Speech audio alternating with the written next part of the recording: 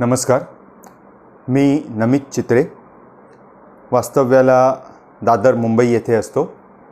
वरिष्ठ गटातून सावरकर एक वैश्विक नेते या विषयावर मी आज बोलणार आहे. मी माझ्या वक्तृत्वाला सुरुवात करतो आहे. नेता हा शब्द राजकीय प्रभावामुळे काहीसा मर्यादित संकुचित झालेला आपल्याला दिसतो. नेता या शब्दाचा अर्थ सत्तेसाठी प्रयत्नशील असणारा एक राजकीय पुढारी एवढाच मर्यादित आज आपल्याला जनसामान्यांकडून केलेला दिसतो. पण नेता हा एवढाच मर्यादित अर्थाचा शब्द नाही. नेता म्हणजे पुढे नेणारा. या ठिकाणी शब्द नीट मी वापरलेला आहे. पुढे जाणारा नव्हे, पुढे नेणारा. कोणाला पुढे नेणारा? तर जनसामान्यांना पुढे नेणारा, त्यांना प्रेरक ठरणारा, त्यांना मार्गदर्शक ठरणारा, त्यांना मार्गदर्शन करणारा आणि जनसमूहाचा, या ठिकाणी प्रत्येक शब्द हा महत्त्वाचा आहे. कुठल्याही एका व्यक्तीचा नव्हे तर जनसमूहाचा विकास करण्यासाठी प्रेरक ठरणारा असा जो कोणी माणूस आहे, अशी जी कोणी व्यक्ती आहे, त्या व्यक्तीला या ठिकाणी नेता असं म्हणता येईल. या कसोटीवर आज आपल्याला नेते हे कमी असलेले दिसतात. जर का आपण या नेत्याला वैश्विक हा शब्द जोडला तर अजून एक व्यापक असा अर्थ आपल्याला घ्यावा लागतो. विश्वाच्या म्हणजे जगाच्या पातळीवर जो प्रेरक ठरू शकेल, जो मार्गदर्शक ठरू शकेल, जो जगाला पुढे नेऊ शकेल, जगाचा विकास साधू शकेल, असा जो कोणी माणूस आहे त्याला आपण वैश्विक नेता असं म्हणता येईल आपल्याला.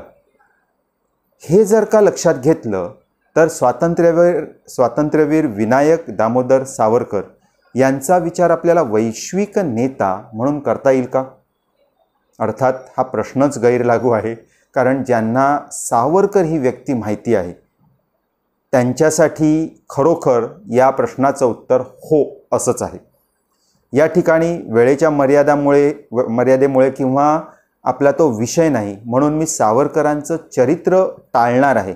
आपल्याला ते सर्वांनाच माहिती आहे की त्यांची घरची परिस्थिती, मग त्यांचं बॅरिस्टर होणं, त्यांचं परदेशात जाणं, तिथून केलेलं क्रांतिकार्य, मग बाबारावांचा त्याच्यातला सहभाग, मग अंदमानची झालेली शिक्षा, तिथे सोसलेले त्यांनी जे काही हाल अपेष्ट आहेत ते, मग नंतरचं रत्नागिरीतलं स्थानबद्ध होणं आणि तिथे त्यांनी केलेलं जे काही सामाजिक कार्य आहे, भाषाशुद्धीचे प्रयत्न आहेत, पतितपावन मंदिराचं किंवा त्यांनी आंतरजातीय जे काही विवाह लावलेले आहेत ते विवाह असतील किंवा त्यांची वैज्ञानिक विषयावरची जी मतं असतील, ह्या सगळ्यांचा उहापोह आपण इथे करणार नाही आहोत. मला इथे फक्त या सगळ्या चरित्रातून त्यांचं वैश्विकपण कसं ठळकपणे दिसून येतं हे इथे थोडक्यात मांडायचं आहे. सुरुवात त्यांच्या छायाचित्रापासून करतो की त्यांचं जे काही सगळीकडे प्रकाशित झालेली जी काही छायाचित्रं आहेत त्या छायाचित्रांकडे बघितलं तरी त्यांचं करारीपण, त्यांचा आत्मविश्वास हा आपल्या चटकन नजरेत भरतो. त्यांच्या चरित्रातले एक एक प्रसंग आपल्याला नेहमीच मार्गदर्शक आहेत. मग ती मार्सेलिसची उडी असेल किंवा त्यांनी केलेलं क्रांतिकार्य असेल, या सगळ्यातून एक व्यक्ती म्हणून आपण साहसीपणा, निर्भीडपणा, देशभक्ती, आपल्याला पटलेल्या गोष्टी ठामपणे मांडणं, करणं, हे सगळे गुण आपल्याला शिकायला मिळतात. एक शिक्षकाच्या दृष्टीने त्यांचे भाषाशुद्धीचे केलेले प्रयत्न हे मला विशेष महत्त्वाचे वाटतात. अर्थात सध्याच्या आत्ताच्या काळात मराठीच्या संदर्भात बोलायचं झालं तर मराठी भाषेवर जी काही आक्रमणं होत आहेत आणि आपण जी काही हिंदी मिश्रित, इंग्रजी मिश्रित अशी जी काही मराठी बोलू लागलेलो आहोत आणि तिला मराठी समजू लागलो आहोत, अशावेळी सावरकरांचे भाषाशुद्धीचे, लिपीशुद्धीचे प्रयत्न हे खूप महत्त्वाचे आहेत. त्याच्यातला जो गाभा आहे तो मला महत्त्वाचा वाटतो की आपली भाषा ही आपली असते, तिच्यातली प्रादेशिकता ही महत्त्वाची आहे.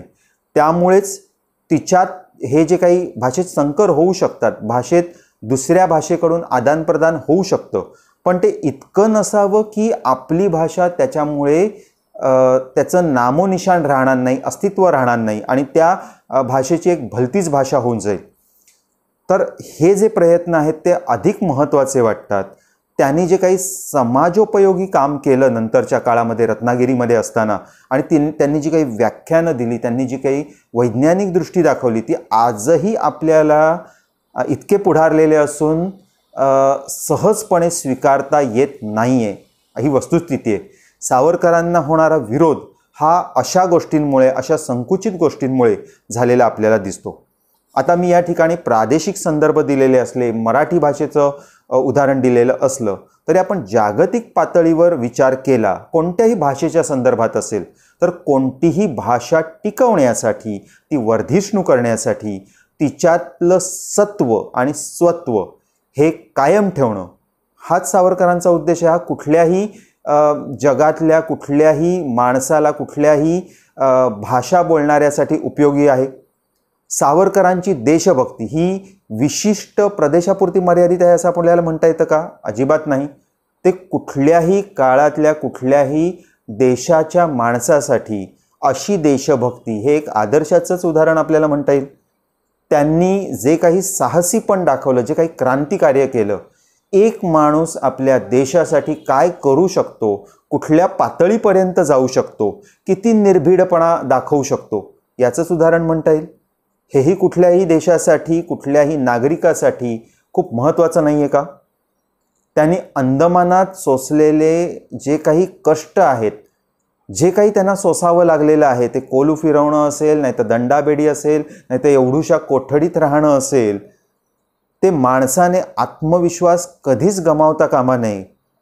परिस्थिती बदलतेच, हेच सांगत नाही आहे का? म्हणजे आजचा जर का एखादा आपण म्हणूया अभिनेता म्हणत असेल की तुम्हारे साथ अगर कुछ गलत हुआ होगा तो पिक्चर अभी बाकी है मेरे दोस्त, हे जे फिल्मी भाषेत म्हटलं जातं, हे सावरकरांनी आपल्या आयुष्यातून नाही दाखवलं का की कितीही वाईट होऊ दे, म्हणजे आपल्याला शिक्षा देणाऱ्या त्या इंग्रजांना सांगणं की तुमचं सरकार तरी इतके दिवस टिकणार आहे का, हे निर्भीडपणाचं, प्रखर आत्मविश्वासाचंच लक्षण आहे. त्यामुळे मला असं वाटतं की सावरकरांनी जे काही सांगितलेलं आहे ते प्रत्येकासाठी नक्कीच प्रेरक आहे आणि म्हणूनच सावरकर हे एक वैश्विक नेते आहेत असं मला वाटतं. धन्यवाद.